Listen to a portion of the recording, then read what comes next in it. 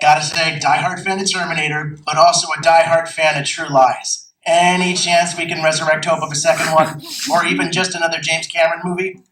Yeah, but as you know, Cameron is going to be busy with Avatar for quite some time because he is planning to do Avatar #2. Any chance he'd be in the Navi? Say again? Any chance he'd be in the Navi? We have not talked about that. Thank you. You're welcome. All right, right here in the Arnold Classic shirt. Is it true that this will start a new trilogy? The question was, is it true that this will start a new trilogy? Well, the studio maybe is thinking so. But I myself, I always think of one at a time. Mm-hmm. I feel that, we have been going through this whole marketing and publicity campaign all over the world. And we have been in South America, we've been in Australia, we just came back from Europe. Now we're doing the American promotion, then we go to the Asian countries and so on. So a lot of time and effort goes in there, not only in the preparation for the film or into the making of the film, but also in communicating to the world that this film exists, in the marketing and publicity of the film.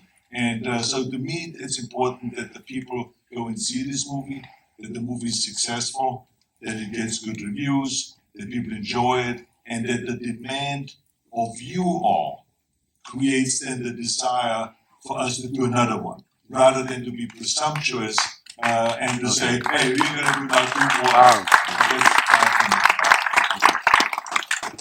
All right, up in the top in the black shirt, you're going to have to be loud. Yes, you. I was going to say, how does it feel to be like a living icon for anyone that grew up from like the late 80s to the 90s? Except for that you are an action star, but at the same time that you are like coming to us like growing up. Well, first of all, it feels great being me.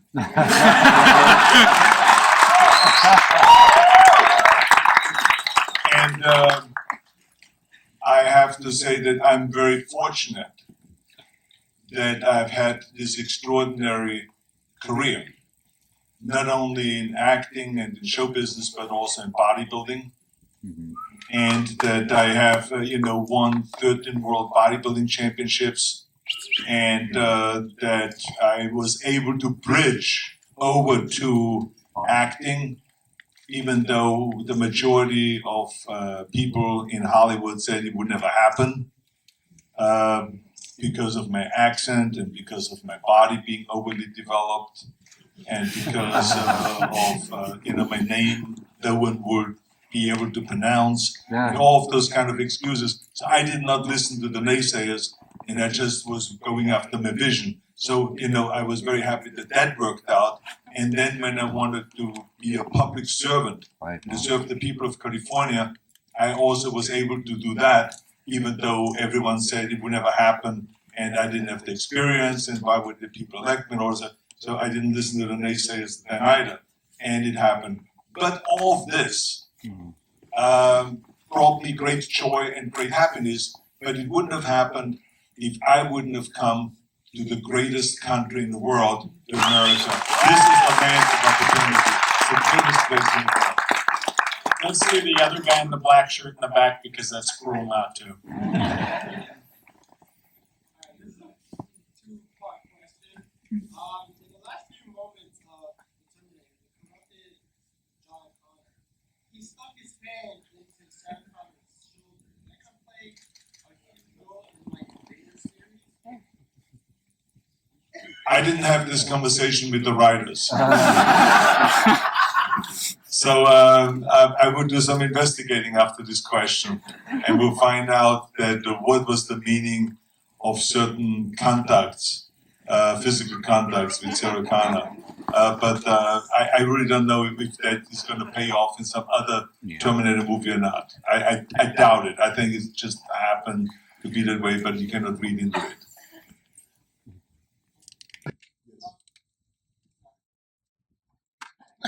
Oh, yeah, sorry. You said there was 2 questions that you have. What is the second question? Are you possibly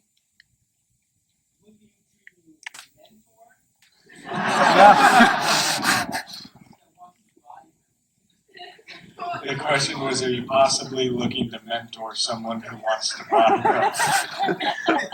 Well, as you know, that I have been promoting the sport of bodybuilding for the last 45, 50 years. And I have hoped that I can be to some people or to a lot of people what Reg Park was to me. Because Reg Park was my idol. And he won Mr. Universe 3 times. And he did Hercules movies. And he became my idol, and I followed his footsteps, and I followed his training, his life. I copied a lot of things that he did. And it was my inspiration. And I hope that I can be that inspiration to millions of others. Can I personally mentor? Only a limited amount, obviously. But I think through my books and through the magazines and through the Pumping Iron movie and my movies and so on, I can inspire a lot of people to do the same thing and to let them know anything is possible, and all of you are winners. All you have to do is have a vision and go for it. In the light blue polo shirt right here.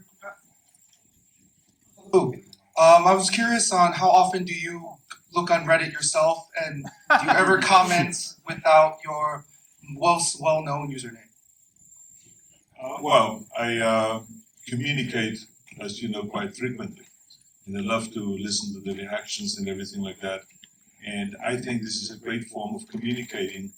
And to me, this is a way of where I don't really need the press. Because a lot of, up until that, technology like that was available, we always had to hold a press conference in order to communicate to my fans, whatever it may be. If I want to do a fundraiser for after-school programs, or if I, ran for office, or if I, have a movie coming out, or if I want to do a screening, or if I want to just ask a simple question.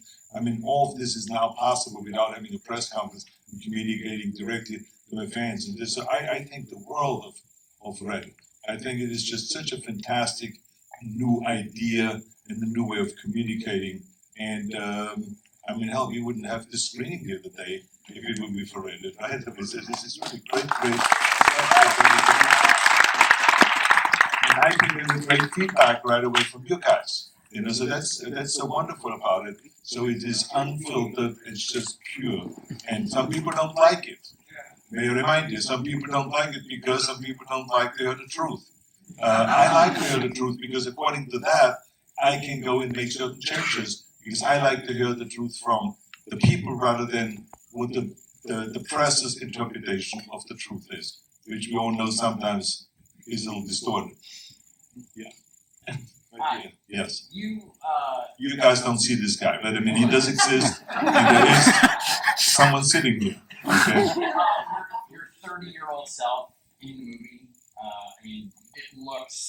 It looks like you 30 years ago. I mean, was it CGI? I mean, talk about maybe your reaction to it the first time you saw it, or how it was done a little bit. Well, because the first movie is owned by one entity, Hamdale and Orion, and the second movie was owned by another entity, and the third movie by another one that then got bankrupt and sold it then to David and Megan Ellison, and they made then the fifth movie. So this is how it went. So therefore, it was impossible for them to go and to take the scene from the 1984 movie and then put that in a movie and then continue on from there the new direction. So they had to really create from the first frame on everything new. So the way we did that was through a lot of visual effects. This technology would not have been around, years ago, because then whenever we had two of me or two of anybody, you had to have a split screen and you then put it together. Here you didn't need to do that because of the visual effects that were available. I could fight against a bodybuilding champion. They found a guy that has a similar body than I had in 1984, and the guy had a Mr. Universe type of a physique, even though not exactly my so, and I'm not saying that because he was not as good. He was actually more defined and he was more ripped than I was in this movie. But just everyone looks different, even though it's, you could be two guys with 250-pound muscles, but they both look different. So the trick of it is how do you then do it so you don't kind of, give people a different kind of a body than I really had. So through visual effects again, they were able to make some of the changes so that it looks exactly like my body, and there were certain fight scenes and certain moves that were made. And then they did the total head replacement and face replacement, which is also extraordinary. So when I did the fight scene, the whole time, every move I made, I always said, how are you going to do the face replacement? How are you going to do the head replacement? How is this ever going to look exactly like me? And so when I saw the movie for the first time 3 weeks ago, I was blown away that they did it. Because I did not watch them go through the tedious job because it took 1 year. This was one of the first scenes we shot as the fight against myself.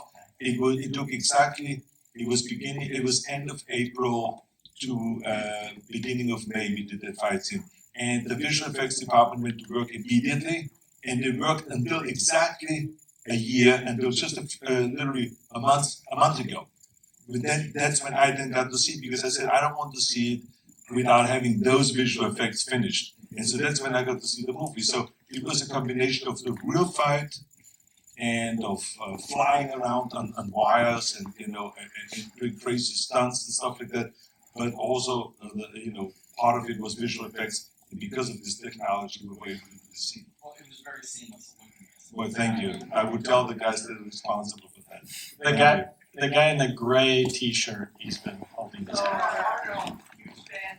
I grew up across the world, and your movies always brought me a huge blast. And one of my all-time favorites is The Predator. And it's been a lifelong dream to ask you if I can do the Predator handshake with you. Absolutely, you can. Afterwards, when we do the selfies, we will do that. But in the meantime, get to the chopper!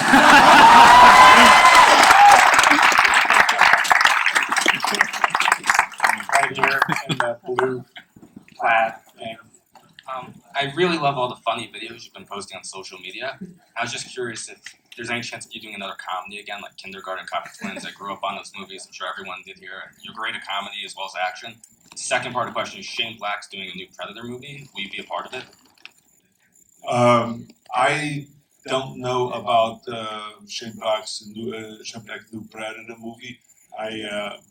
He's by the way a great writer, and he wrote a lot of the great scenes in the first Predator movie, and especially a lot of my scenes, like stick around when I put the knife through the guy's chest and all those things. So he's a very talented guy and a great director also. So if he would do it, it would become a great movie if I'm in it or not. But I've not been asked. The two movies that we are in dialogue with is Conan and is the sequel to Twins. So I'm really looking forward to doing another Conan movie, and I'm looking forward to doing another Twins movie, which will be called Triplets with Eddie Murphy. So these are the two movies I'm going after. But Predator, you're absolutely correct. This was one of my favorite movies I've done, and John McTiernan did an extraordinary job directing that. And I just think that the sad story is that sometimes studios do a great job in creating sequels, and sometimes they really screw it up bad. And it all has to do with greed.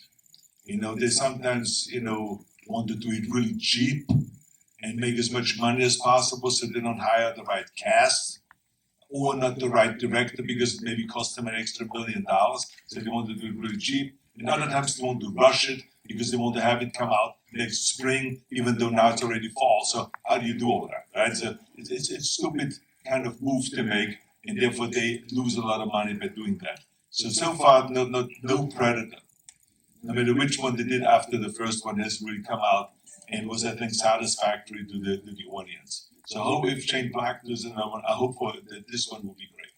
Well, if we don't get the chance, can you do one more Predator one-liner for us? Which one do you want me to do? Just like Conan. And, of course, if it bleeds, we can kill it. I'm here on the end. First, I just want to say thank you for all the work you do for after school programs. I think it's really great. And it's a great cause. I recently heard that you're going to do a film with Terminator Genisys. Is that true? Well, it's not for sure yet, if he's going to be involved.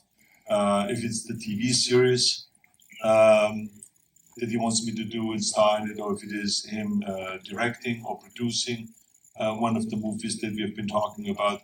But, he obviously admires my work. I admire his work tremendously. I think he's terrific. He's very talented. So it would be great to work with him. Yeah, that'd be amazing. Yeah. Yes. Hi. What type of advice would you give, like for years you've been working with so many directors? What would you give to one who wants to become a director, like myself?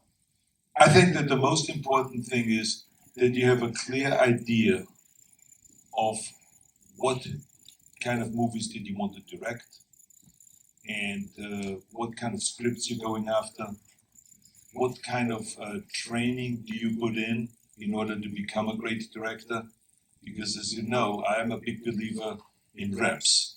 And I come from the bodybuilding, weightlifting and powerlifting background, where it was all about reps. And I found out that in life, everything is about reps. The more you do something, the better you are. When I think about all of the training I did for my sword training, with the Conan movies, the years that I spent in that, the horseback riding, or like just a Terminator. Again, to shoot endless amount of weapons so that you stop blinking, and then because Terminator cannot blink when you shoot. It was all reps. Again, blindfolding myself and putting weapons together, disassembling it and putting it together again, loading the weapons, all blindfolded. The more often I did it, the better I got. And this is what you have to do if you want to follow, that kind of a director's career. You have to go to school to learn how to direct, and you have to work with people that are great so that you can learn from them, and you have to have a very clear vision, and you have to believe in yourself, because there will be many people that are saying, are you nuts? You're sure Hollywood is waiting for you. They need another one out there. No. Believe me, forget about those dreams. You will hear that over and over, but don't listen, because they're all full of crap. The fact of the matter is, you can do it. Remember that.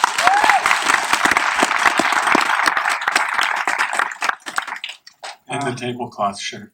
You're knocking this shirt. I'm just saying, somewhere in Austria, What happened? a family's missing their tablecloth.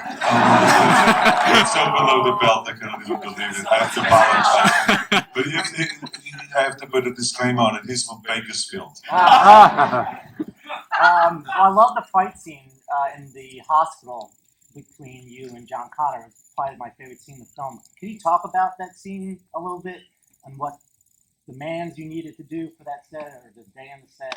Well, the first thing is that the question was about the fight scene in the hospital between me and John Connor.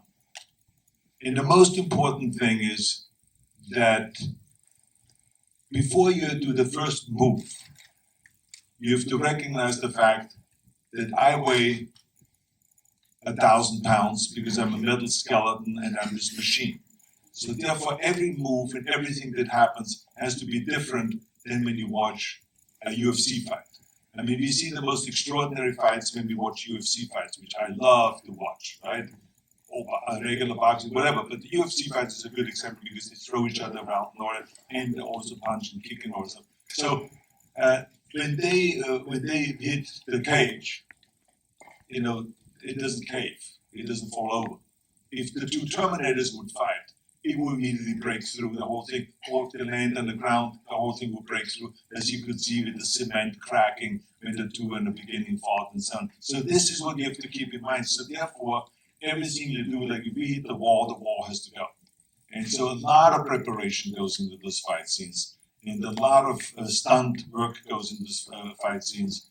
You get banged up because sometimes there's minor things that you do, when you do hit the wall, you do hit the machine, sometimes you get jerked with the cable back to the machine, and they make many times mistakes, and they jerk the cable too fast, and you slam against the thing, and it almost rips your neck off, and stuff like that. So, so you end up being black and blue for a week after a fight scene like that.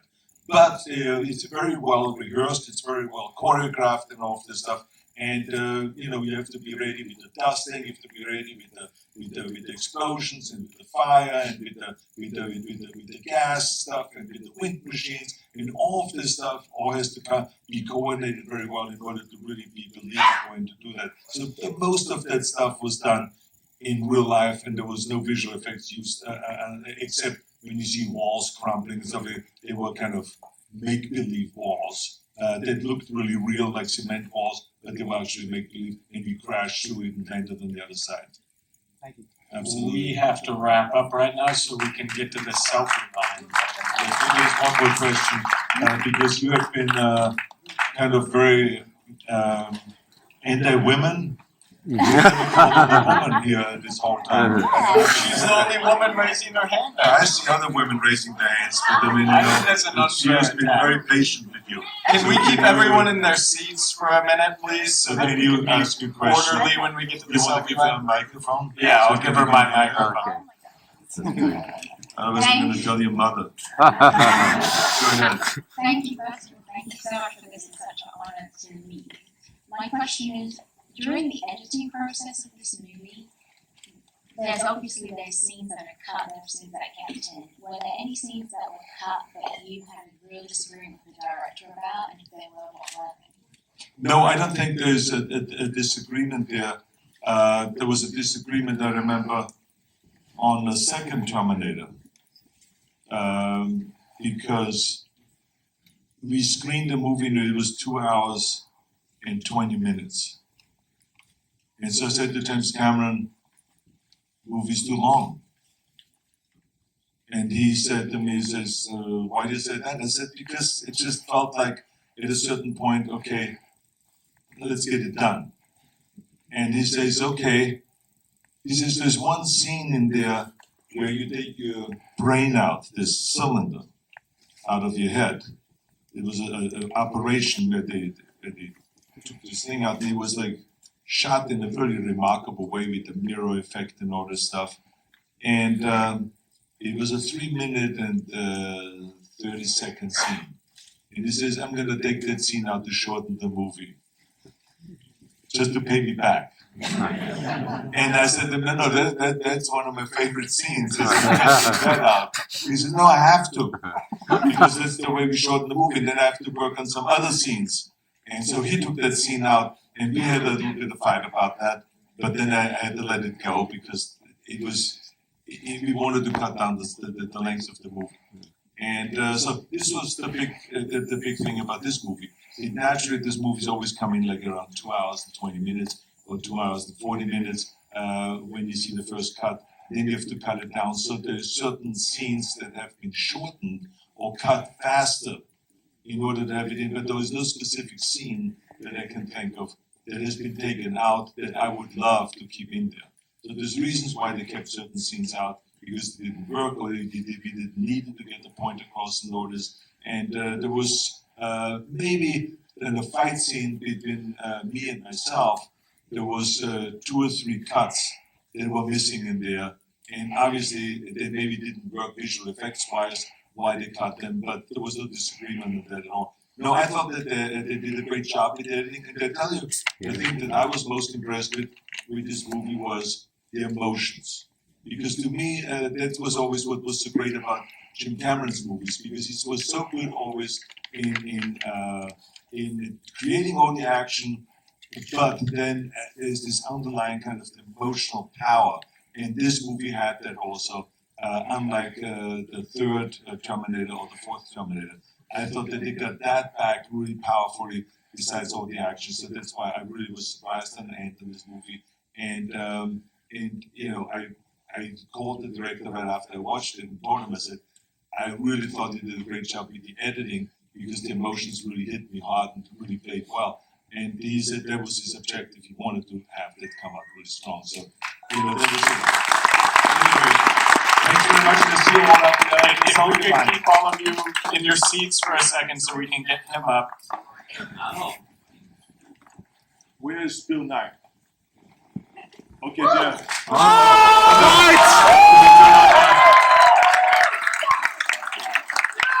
I just want you, there's a lot of, there's some, known people in here in this audience, but this guy here, Bill, is a guy that I love and admire because we need people like this on our crusade to create a clean and green energy future. This has been an absolute jewel.